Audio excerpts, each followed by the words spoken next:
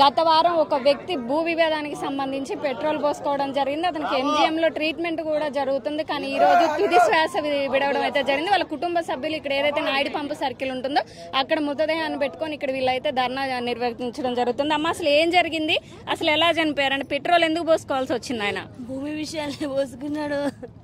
బండి కుమారి ఫస్ట్ 5 ఎకరాలు అమ్మినా మేము. 6 ఎకరాలు ఉంటే 5 ఎకరాలు అమ్మి 1 ఎకరం 20 గుంటలో దొబ్బిండప్పుడు ఎన్నోసార్లు పోత వేదన పెట్టిండు. ఆయనను పద్మావతి కాలేజ్ సార్ కూడా వేదన పెట్టిండు. ఇంటి చుట్టూ తిప్పుకున్నాడు సార్. అయితే పేపర్లు ఇస్తారని ఇష్టం నేను కూడా పోయిన భర్తతోనే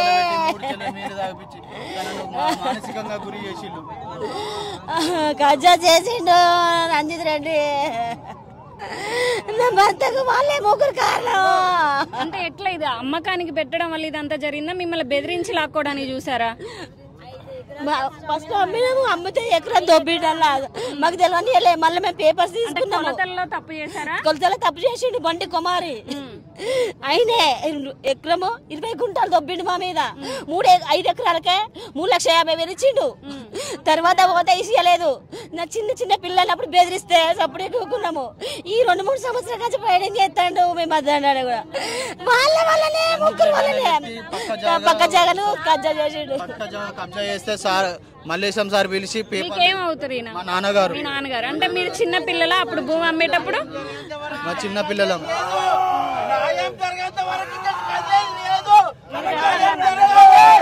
20 సంవత్సరాలు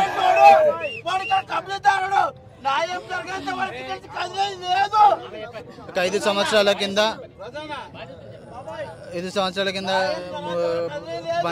తల్ల మల్లేశం సార్ పిలిచి అక్కడ కబ్జా చేసిండు. అది ఎవరు అదని చెప్పని కనుక్కొని అది రంజిత్ రెడ్డి కబ్జా చేసిండు, మీకు జాగా తెలుస్తుంది అంటే దాని గురించి వివరాలు ఏంటిది కుమారస్వామి అని మా నాన్నని అడిగిండు. మా నాన్న ఇక్కడ ఉంటుంది సార్ అని చెప్పానంటే మీరు ఫైట్ చేయండి, ఎకరం జాగా ఇవ్వాలి సార్ అని అంటే ఇదైతే తీసుకోండి తర్వాత మాట్లాడదామని చెప్పానని పేపర్లు ఇస్తా అని చెప్పని మబ్బి పెట్టించి ఇంటికి 100 సార్లు తిప్పించి వాళ్ళ కొడుకు పేరు ఏం పేరమ్మా వరుణ్ సార్ మమ్మల్ని అనరాని మాటలు మాదిగోళ్లకు బుద్ధిలు పోనించుకో కుక్కాసకు బొక్కాస అన్నాడు మాట్లాడి నేను ఆయన ఇంటికి పోయినాం మేడం. మేము 9 గంటలు ప్రతిరోజు పోయినాం.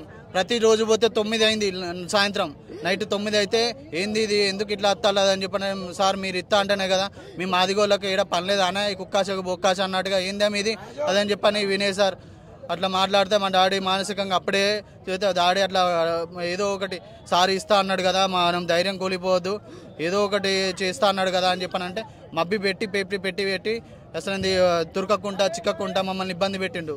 మళ్ళీ సార్ ఉన్న వాళ్ళ కొడుకు బండి కుమార్ సార్ దగ్గరికి పోయి కలుస్తానంటే పేపర్ ఇస్తా అని చెప్పానంటే ల్యాండ్ పేపర్లు ఇస్తా అని చెప్పాను. సర్వేని పిలిపించి అసలు సర్వే చేయించే ప్రయత్నం చేశారా ఉన్నతాధికారులు కానీ కలెక్టర్ కానీ నాయకులు కానీ? అప్పుడు కాలంలో బండి కుమార్ స్వామి కాకుండా చేసిండు, డైరెక్ట్ మామూలు పేపర్ గా రాపించుకున్నాడు.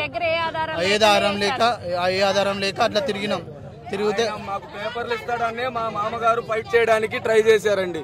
ఆయన పేపర్లు ఇస్తానని మాకు నమ్మించి ఆయన గొంతు కోసిండు మేడం గారు. ఇప్పుడు ఆయనకి దాని మీద ఆశ కూడా లేదు. ఆయన పిలిపించి మరి ఆయనకి లేనిపోయిన ఆశలు కల్పించి ఆయన ఈ చావుకి కారకుడైనాడు. అది సంసారం చేసిండు. నా భర్తను నన్ను నా కొడుకుని ముగ్గురు పిలిపించిండు, ఆశ పెట్టించిండు. మీకు ఎంతమంది పిల్లలు? నాకు 4 అమ్మాయి. మీరు ల్యాండ్ అమ్మినప్పుడు వీళ్ళందరూ చిన్న పిల్లలే అమ్మ. అప్పుడు బండి కుమార్ స్వామిని మేము ఢీ కొట్టలే. అప్పుడు ఎకరం పొలం 20 గుంటల పొలం తీసుకున్నాడు మేడం. అప్పుడు సార్ కమ్మిండు మాకు 6 ఎకరాలు రావాలి. 6 ఎకరాలు కానీ 6 ఎకరాలకు సార్ కమ్మి 5 ఎకరాల పైసలు మాకు ఇచ్చిండు. ఎకరం లాస్ అయ్యారు.